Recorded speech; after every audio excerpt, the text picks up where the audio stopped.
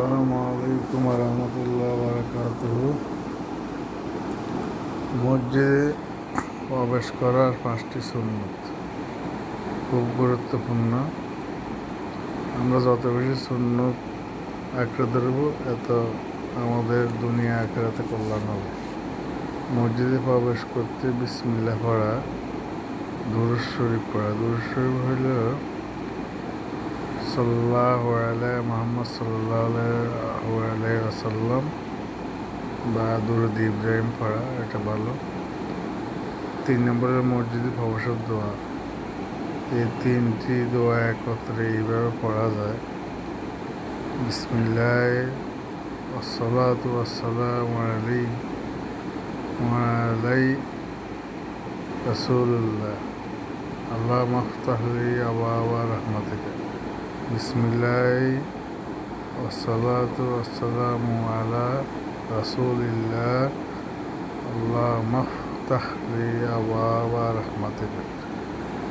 3টা গেল। আরেকটা হলো ডান পাশ দিয়ে মসজিদে প্রবেশ করা, এতেকাবের নিয়ত করা। এতেকাব হলো বাংলা, আল্লাহ আমি তোমার মসজিদে এতেকাবের নিয়তে এসেছি। রাসূলুল্লাহ সাল্লাল্লাহু আলাইহি সাল্লাম বলেছেন, যে ব্যক্তি আমার উম্মতের ফিতনা ফাসাদের যুগে আমার সুন্নতকে দৃঢ়ভাবে আঁকড়িয়ে ধরবে,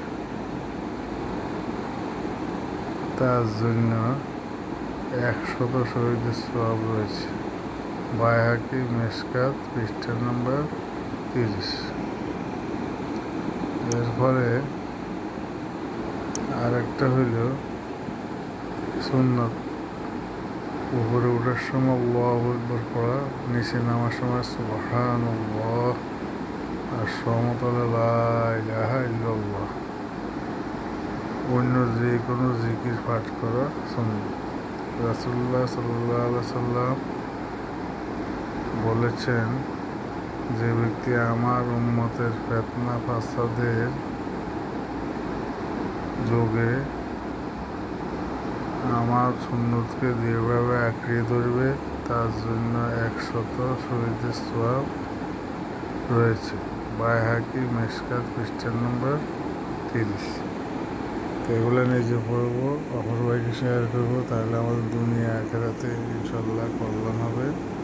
আজ এই পর্যন্তই। সবাই 5 ওয়াক্ত নামাজ পড়বো, দাওয়াত দিব, তাবলীগ জামাতে কিছু সময় লাগাবো।